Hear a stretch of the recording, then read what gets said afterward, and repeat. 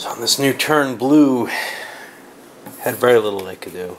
They drew a card that they couldn't use, and they moved down and wiped out the red unit, the constant battle that's going to be there.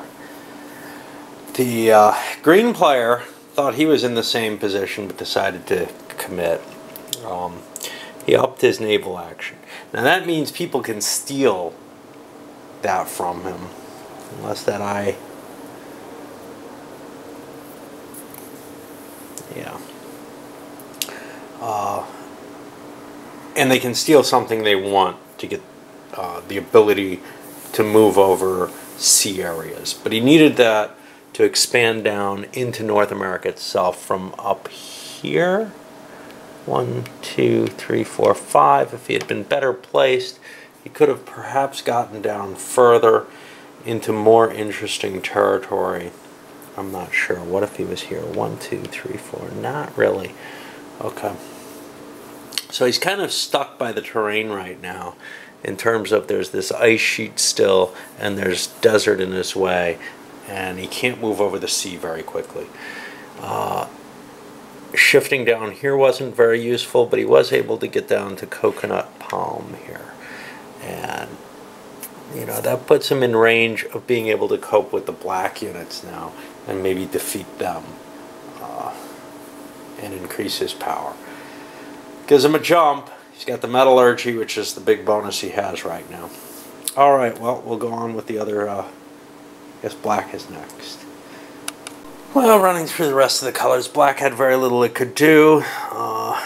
It increased its boat to where everyone else is. No one took green up on grabbing that boat, oddly enough. Black's the person who wants naval power out of everyone. In terms of their victory conditions, red said, you know, I want 1 energy and I can go into a golden age and go forward. And they moved forward to handle blue. If they capture blue, I don't know what happens.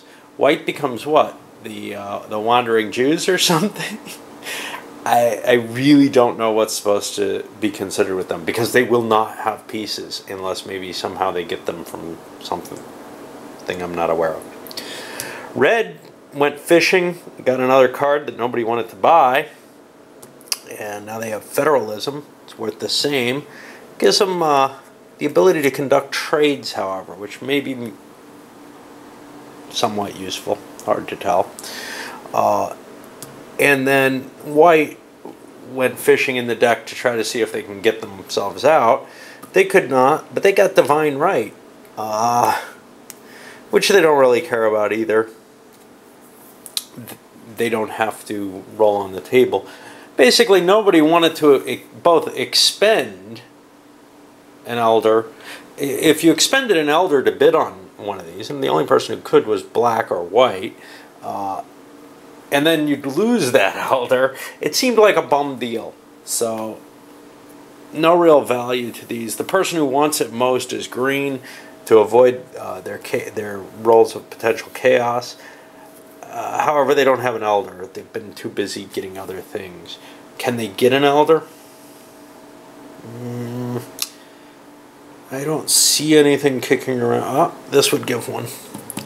So they could grab that and get an elder, and then be able to bid on these things. But they didn't know what's coming up, right? Alright, on to another 10. Well, green just failed a chaos roll. They drew another card that didn't help them at all this time. They would love to be able to increase their footprint, but they don't have a level 3 yet, and they're beginning to think, maybe I gotta start digging in the level 1 deck. What they need is draft animals. They already have the medicine to get up. Unfortunately, they would have liked to avoid this Dark Age before this point, but they can't. So what they're going to have happen to them is the following. First, they're depopulated. This is the main effect. They're going to lose 3 of their 6 on-map units. Now, they can lose this one pretty easily. They don't mind losing this, I suppose. This is hard to get to. 1, 2.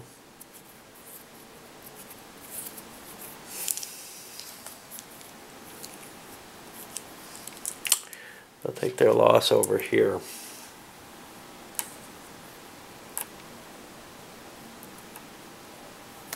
And other effects would be that if they were in the Golden Age, they could slide up to level 3, but they can't. All their public cards would be suppressed, doesn't happen, and their turn ends. They get no population growth, no actions there. All right, so on to black. And as promised, red attacked blue. That ends up killing both a piece for each. But it enslaves blue. Now that frees white. Whatever that means. White is now without any pieces on the board, though. So I'm not sure how much good being free really is. Red also drew a card. They were from level 2 hoping to get something. They didn't get anything they can use. They got plant... well, if they could get a high footprint, they could, right? That doesn't exist. They've got another population action, though. 1, 2, 3, 4. And that's as good as anything they can do, I guess. You'll see the black used their boats now to advance a little bit. So they're back in the game. But now white's off the board, not a slave race, and I don't think they actually exist anymore. I'm not sure if they can come back in the game. Blue is at least a slave of red, which means that they could conceivably show up again by my understanding of what's in the game. Of course, white's still going to have to take turns, and we'll see what happens with them. And they could still win. Well, now we've gone around an entire turn, and it's beginning to feel more like a normal Sierra Madre game, which is you're drawing cards and nothing's kind of happening, which I'm more comfortable with in a way. Yeah, blue's stuck. I think they picked up an elder. Green, I think they picked up an elder too. They also expanded their population back to most of the territory they had had. They're back here and back down through here. Black expanded into the island there and either took an elder or shifted population using adoption to decrease their fecundity. Red expanded a little bit. They did an acculturation to seize a green elder.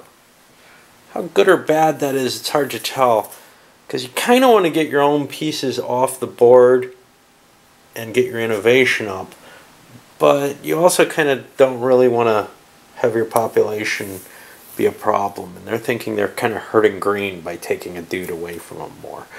So that's of some value, and they can do that because they have more culture.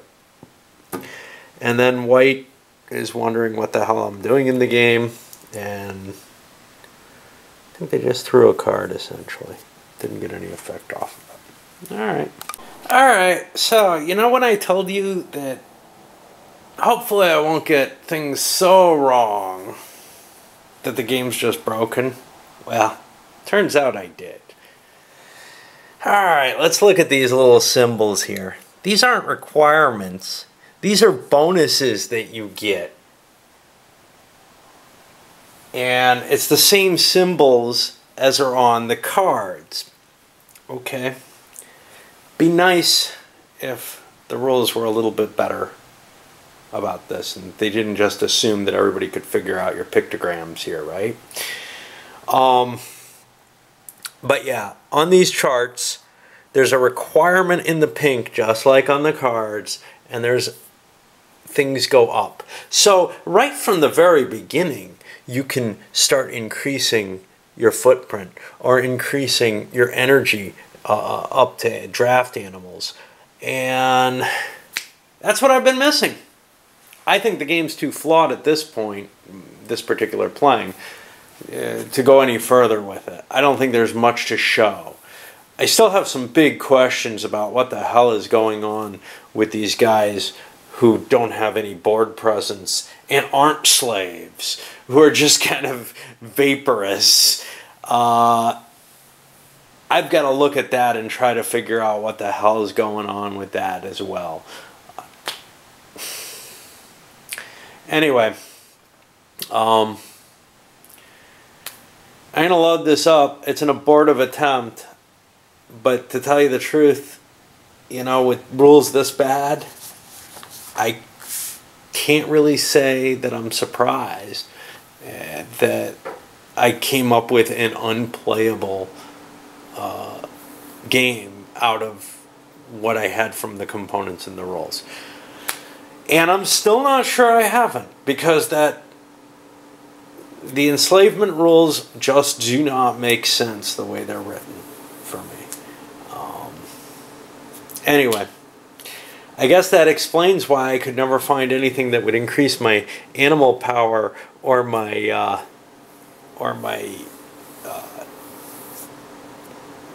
footprint, and I'm here finding all kind of other things, you know.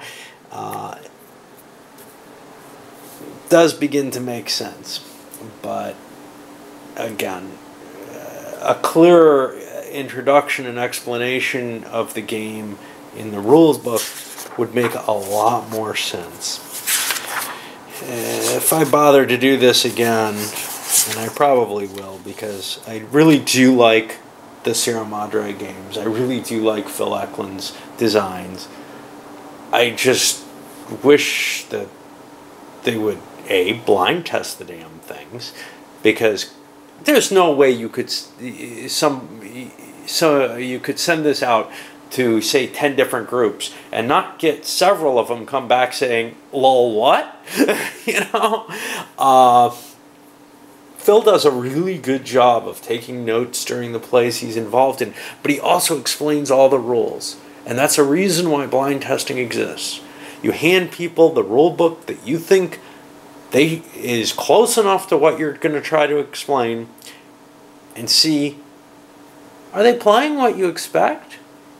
You know, are they playing the game that you intended them to play? Some of their questions will help derive this. Obviously, if you videoed the game or something like that, you would get tremendous insight. Just like you do with a usability study on a computer project. You could do this with a game. But that clearly couldn't have happened here. And I don't think it happened with many of the games. And the problem is, with things like this, High Frontier and American Megafauna, they're really, really not intuitive. There's this clever game system that may be representing all kinds of cool stuff, but it's not always terribly obvious.